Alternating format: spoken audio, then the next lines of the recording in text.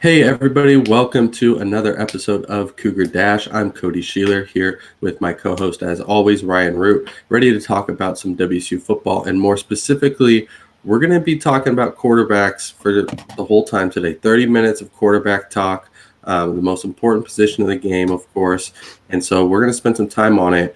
And so first we're going to get into Jarrett Guarantano and what we can expect from him this year. WSU just had their first scrimmage of the spring, and he had a stat line of 8 for 8 for 115 yards, so playing pretty well in his first real game action. And I know I may have come off as a Guarantano hater. I'm not trying to be a Guarantano hater. I was a Guarantano, tempering the expectations guy. I'm still in that camp, but Ryan, I want to know what you think we should expect from Guarantano and what your takes are on his performance recently. Yeah, so looking at these scrimmage stats, I see a couple of things. Obviously, we have to say that there's no Jayden de Laura on the stat line, as he's still definitely suspended right now. But I look across the four quarterbacks here. Guarantano, first of all, he's the one quarterback that did not have an interception. I mean, I think that's one that's something that should stand out for two reasons. One, he's obviously got a lot of experience behind him. He's not coming in like a true freshman like Xavier Ward, or he's coming in with some experience, and you can see that in the stat line. But two, you can also see he didn't miss a single pass either. No incompletions. I think is something that stands out as well. 115 yards, like you said. No scores, though. That was what kind of shocked me across all the quarterbacks. Yeah. There were no passing touchdowns. There was only a singular rushing touchdown from Max Borghi. Awesome to see him back in the stat line.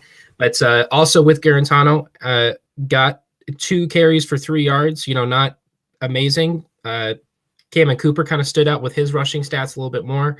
But all in all, I think Guarantano's obviously coming in here with a lot of poise and experience and leadership that he's bringing from Tennessee. Obviously, he had kind of a rough slide in his last season, but I'm excited to see how he's going to progress further. I could recall the quarterback battle from last year wasn't, we weren't starstruck right out the gate, right? So it's going to be a little bit of a process, and I think Guarantano can get it done. Mm-hmm. And if I recall correctly, I believe Cameron Cooper, at least in the first scrimmage, even had a better stat line. The yards and stuff were kind of off, but he kind of looked a little better. The second scrimmage was pretty bad, but that not throwing an interception is huge for Guarantano.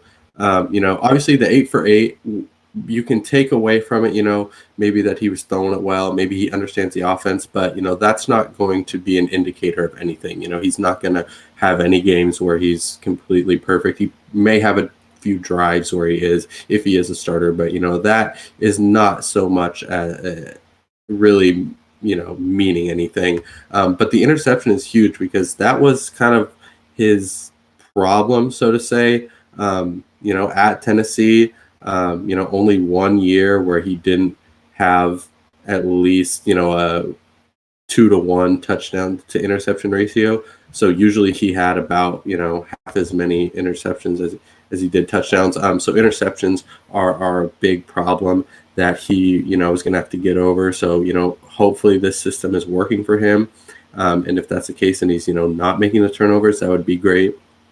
But I've been pumping the brakes on Guarantano since he's transferred here or announced his transfer here, and I'm still in that camp because the scrimmage that doesn't mean too much to me. I don't even think that the job is decided based on scrimmages. I think it's much more so on practices.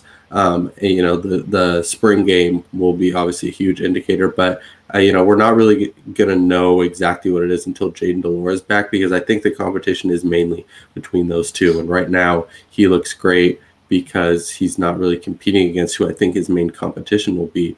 So, I think that, it's great that he came out and looked good.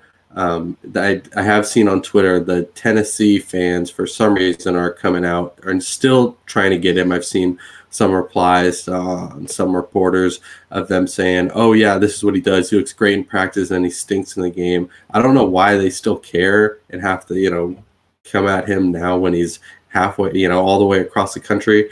But, I mean, that is obviously a concern. This guy, he's incredibly talented.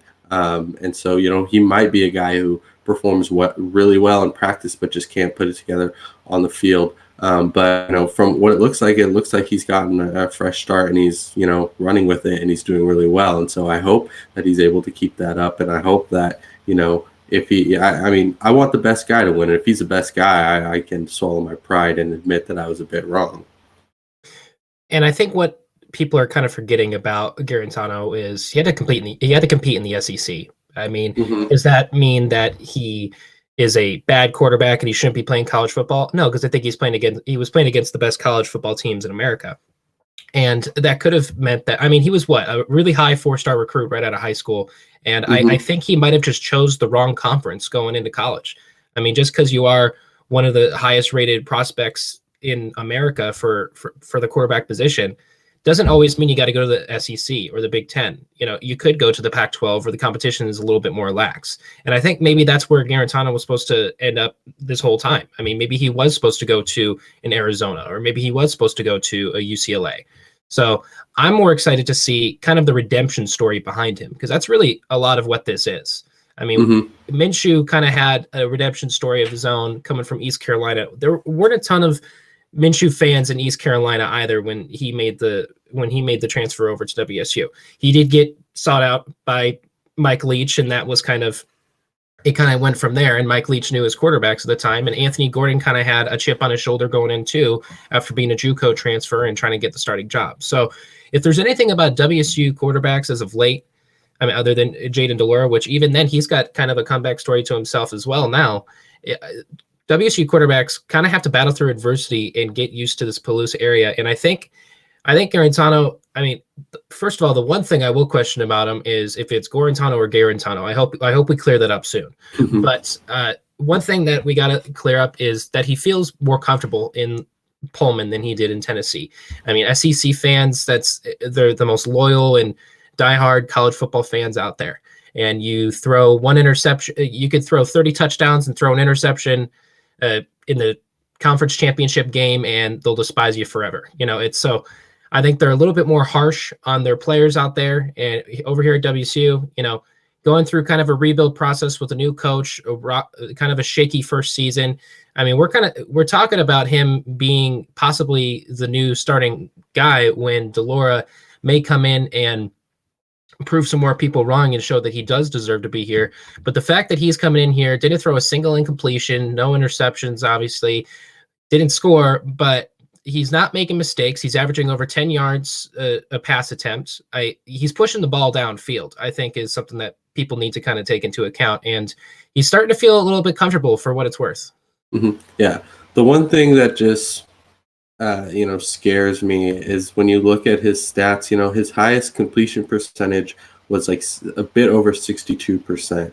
And so, not only were the turnovers and issues, but, he never was the greatest with the completion percentage. And, hopefully that this new system is able to kind of help him with that, and that, making some easier throws, some easier reads, he can get that up, because, he can't be at 62% and have a really successful year, especially in this offense. I think, he's going to have to boost that up. And so, I'm hoping that, I think that, it is. And if he, wins the job, and if he does well, I think that will be the narrative around it, is that, this is a system that works for him. And so I'm, looking forward to seeing that play out. But, we've mentioned him a few times, Jayden de Laura. He's not practicing right now. He's not with the team, but, he is still in this quarterback race. And so, what do you think he has to do other than getting back and getting into practice to win the job again? Because, I think he still has a pretty good chance of reclaiming that job. He has a good chance of reclaiming the job for sure. He's certainly not out of the race by any means. And at least one bit of evidence I can look at straight out the gate is Cameron Cooper in the scrimmage. I mean, he's been here however long and was with the system the year prior. It did have some snaps during the season last year. And he goes into the scrimmage this time around and did not play very well. So, I mean, other than his rushing stats. But there are people on this team that were under, or Cayman Cooper was under this system last year and was still not performing very well against a WSU defense that's, we'll just say, below average, just to keep it brief. But Yeah. Jayden de Laura, what he has to do to get the job again is he's just got to stay, level-minded. He's got to, it was a considerable mistake, and mistakes happen, and he's still a kid. He's 19 years old. I just started for a Power 5 school in his freshman year, and Mm-hmm. I don't think there's a single WSU football fan out there that'll tell you he did a bad job. I mean, two of his losses were against top 25 opponents, and the WSU defense was not bailing him out by any means when he was out there, or when he wasn't out there. De Laura is still in contention for the starting job. If anything, he still might be in first place, barely over Guarantano, but depending on when he comes back, I hope he obviously comes back soon so he can get some more reps in and we can at least have a good quarterback competition. Because if he doesn't come back too soon, people are going to start looking at Guarantano a little bit more, and de Laura is going to have to really dig from the bottom up. But I fully respect WSU's decision to give him kind of a break and get him off the team for a little bit to try to realign himself and get himself together a little bit. But if he doesn't come back sooner or later, this might be a little bit more of he might have to scratch and claw his way to that starting job again. Yeah. And I think, one thing we know is I think that he will come back. I don't think that he, I don't know what he's, going through right now, but I can't imagine that he's had a very easy year this past year. I think he's, dealt with a lot. And so it's good to, give him some time, and he will come back. If, is it by the spring game? I don't know. But the thing about Nick Rolovich that I think, lends itself to this quarterback battle is the fact that he does not care, about anything other than playing the best guy. I think a guy could come in with a week before the season and be the better guy that week, and Nick Rolovich would start. He is all about playing the best guy, to win that week and that game. And so, like we said, all through the season last year, just because one guy wins a job doesn't mean that he's locked in for the start of the season. Even if Guarantano gets it because he played great during the, off season and then struggles a bit, that job's right back open again. So I think, no matter when de Laura comes back, he has that chance. He just, may have less time to kind of make a statement. But I think what de Laura has to do and what he really has to stake his claim to is the playmaking and the intangibles that he has. He had some struggles, with some reads and making some bad throws and here and there. The one thing that was just undeniable by anybody watching him was the fact that he could make plays that not that many quarterbacks could make, in the Pac-12 and, maybe even the country. Just the poise and the just escapability and the just feel for the game that he has is unmatched by, most quarterbacks. So I think that's his kind of, that's what he has to rely on to win this job. Then you throw in the familiarity with some of the receivers, he's been throwing to him for a year. I don't think, it doesn't look like that has, held Guarantano back at all. But I think that's what Jayden de Laura has to do. Guarantano has had the turnover issues, and he has the ability to make plays. He has athleticism, but I think he is a bit too risky. And de Laura, he made some mistakes, but if he can go out there and practice and in whatever scrimmages he gets and show that, he can just make plays and he can do something that nobody else on that roster can, I think that's his avenue to winning the job. Because I think, talent-wise, in terms of, feel for the offense and completion percentage and things like that, I think they may be even. I don't think either one will have too big of an edge. Obviously we haven't seen him yet, so we don't know. But I think that's where he can, really, what he can do with his legs, what he can do in the pocket. I think those are the things that can him apart. Everyone knows the best quarterbacks, whether it be in the NFL or college football, they can move around. They can improvise. They can make plays outside the pocket, and no play is ever dead with the best quarterbacks in the nation. And although Jayden de Laura, I would not put him in like a top 10 quarterback in the nation sort of discussion, he has somewhat, that ability, and he showcased that ability as a true freshman. I think is again, it needs to stand out.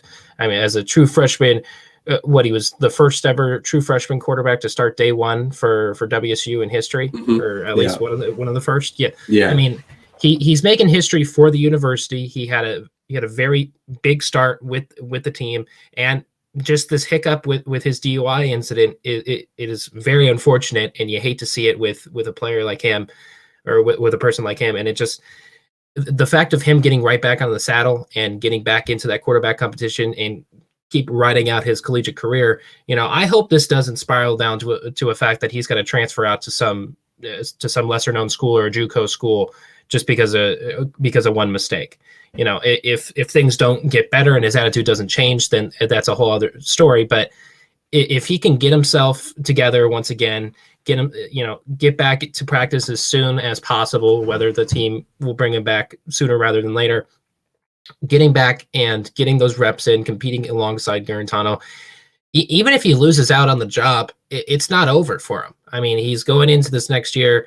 I mean, his last year didn't really count, with the COVID season. So he's going into this next year with a ton more years of eligibility left. And Guarantano's towards the end of his collegiate career, who's got another year or two left on his tenure as a collegiate football player. But even if he loses out this job, it's just staying humble and staying poised to make sure that he can still go out there and make some plays for a WSU football program that needs a new resurgence in the post Mike Leach era.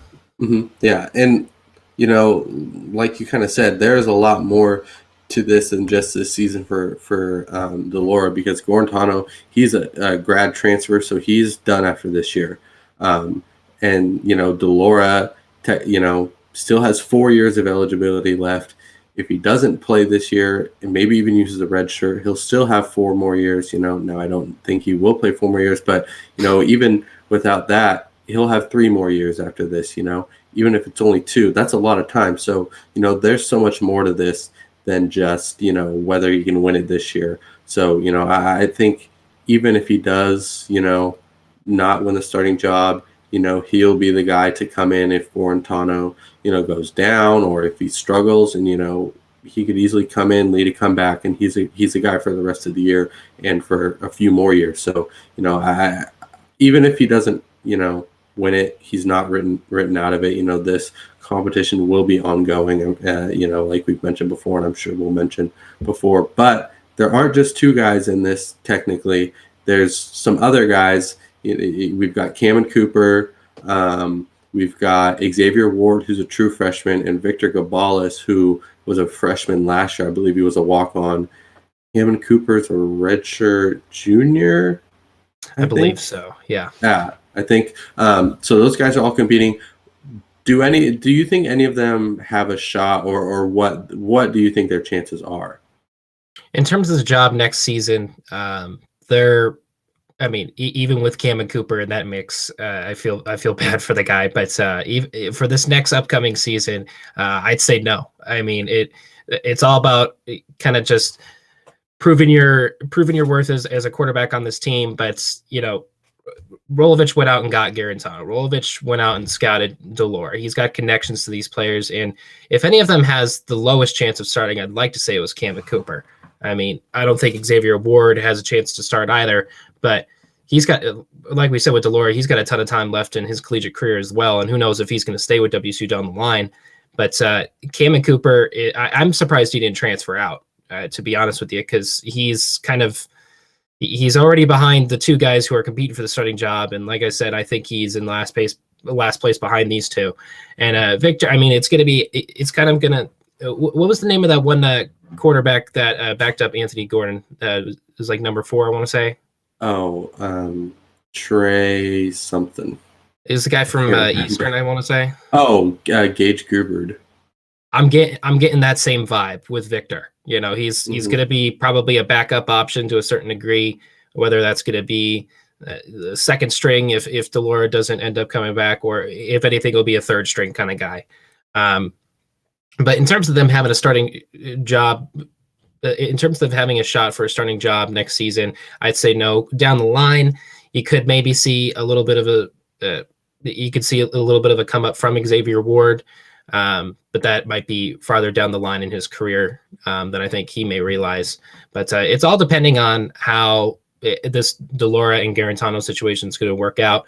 1 year left for Guarantano. De Laura, if he can put himself back together, he'll be with WSU for, hopefully for the rest of his collegiate career. We can only hope. But in terms of this next season upcoming, I'd say no. See, I think that, obviously Xavier Ward looked like he struggled in the scrimmage. I think, he's a true freshman. Most true freshmen come in and need some time to figure it out. I think he falls in that category. Victor Gabales, he was there last year. He was, a walk-on.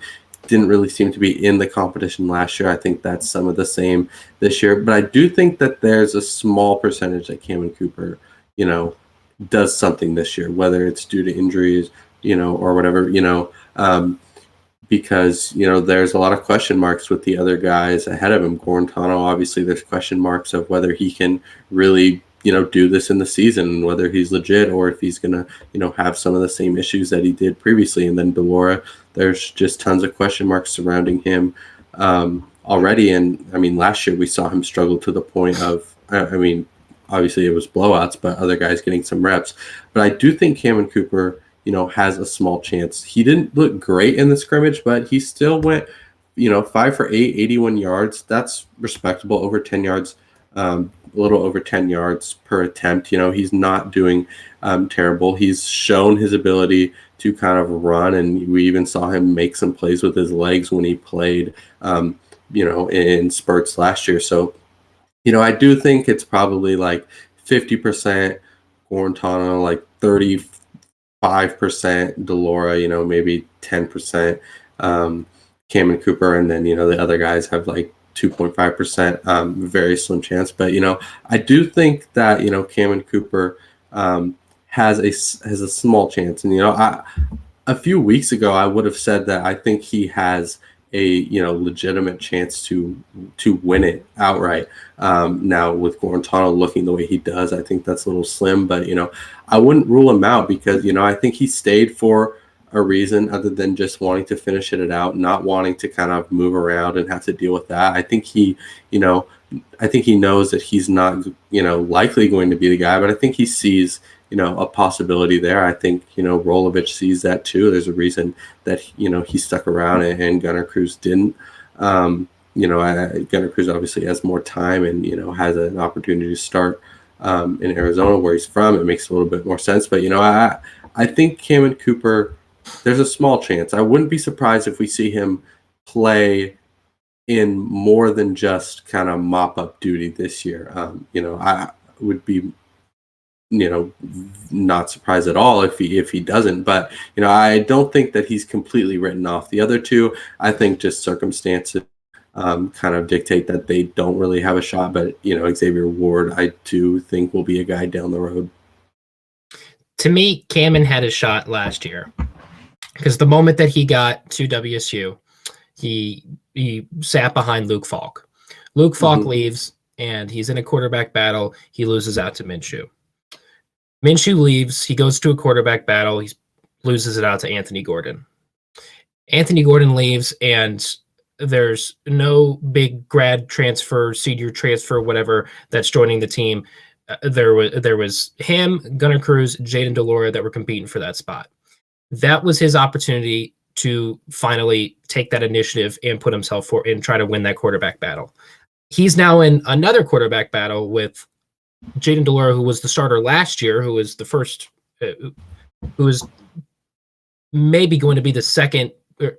He's going to be the first quarterback in a while to have a previous season to go off of with WSU, as opposed to Minshew and Gordon. Luke Falk in 2017. Yeah. And he's going up against a guy who has a year of experience the season before with the team. He's going up against a guy who is a grad transfer from the SEC. Who's going up against a true freshman in Xavier Ward. I'd like to believe that he can beat him out for it, going off of the scrimmage stats. But his chance was last year. He was going against two true freshmen. Well, I guess Gunnar Cruz was a sophomore at the time. Redshirt freshman, yeah. So the fact that he went up against those two quarterbacks, I understand Jayden de Laura ran a very similar offense in can't remember. It was a St. what was his high St. school? Louis. St. Louis High School in Hawaii. He was scouted by Nick Rolovich. Yeah, he had a little bit of an upper hand, but he was a true freshman. I mean, Cameron, you're a 4-star recruit out of Leahy, Utah, who, I mean, you were supposed to be the successor of Luke Falk to a certain degree. I mean, people were really excited about you when you came here, and you didn't win the battle last year either. Gunnar Cruz finally took the initiative and decided to move on to Arizona, and I'm really excited for him because I think he could have a decent shot to try to put that program into a little bit of a better light after getting 70 balled by Arizona State. But, Gunnar Cruz kind of took the initiative. It was like, maybe this isn't the place for me. Maybe, I mean, after 2 years, Cameron's been here this is his 4th year now. And there's nothing wrong with going to a different school and seeing if it works out a little bit better for them. Because guess what? Minshew and Gordon did the same thing. And Minshew got drafted. Gordon had an attempt to get into the NFL as well. I mean, if Cameron Cooper wants to put things together and try to have, I mean, he's a redshirt junior, so he'll probably have 2 years of eligibility. I mean, I would like to say it's too late to transfer now. I don't know if it is or not, but but nothing says he can't go to a Mountain West school or something to go and compete. Nothing says he can't go to an AAC school and try to compete. Maybe Power 5 wasn't for you. It's the same thing with Guarantano. Maybe the SEC wasn't for you. Maybe you had to go to a different Power 5 school. I think Cameron's opportunity was last year, and going forward, he won't see a starting job for the rest of his time here at WSU. I mean, the thing about last year was that it was only 4 games, and de Laura struggled. Like, we don't know if in a regular season that Cameron Cooper doesn't get a shot at some point, So I think it's hard to judge everybody, but I think it's hard to look at that and say, oh, that was your shot. You kind of ruined it there because it was so short. 4 games, that's 3 non-conference and 1 conference game. There's a handful of games left, so there's who knows what would have happened down the stretch. And you mentioned some of those other former WSU quarterbacks, but Anthony Gordon transferred here, sat for years, and on his last final season, graduate student, he got the starting job, and he did great with it. So I think Cameron Cooper has seen that happen. He could go and try to compete somewhere else, but there's a lot to that, a lot to moving and going somewhere random. I think he's content with just finishing it out here. I believe he's talked about his decision to not transfer. I don't remember exactly what I said, but I think he's content. And, while he doesn't have the greatest shot, we've seen crazier things happen. So, I think he's kind of betting on himself, hoping that, something happens. And with, Guarantano and de Laura being the 2 in front of him, I don't think it's out of the picture. But, likely he doesn't get his shot. But, I mean, maybe it's next year. Maybe he gets it next year. It'll be essentially the same competition, barring anybody else who comes in, but he'll have his shot then, So, there's still a lot more to it. But I do agree that this year probably not going to be his year, and I think it's going to be one of Guarantano or de Laura, and I think they'll officially battle it out whenever de Laura does get back. And I will say with Cameron Cooper, I am rooting for the guy to play some college football at some point in time, and I mean, we saw when de Laura went down with I believe when de Laura had COVID right before the game was canceled. I can't remember what game it was particularly, but de Laura had COVID at some point during the season, so he wasn't going to play. And the next quarterback up was Gunnar Cruz. It wasn't reported. I don't know if we never got to officially see what happened. Right. That game did not happen, and we didn't get to see what happened.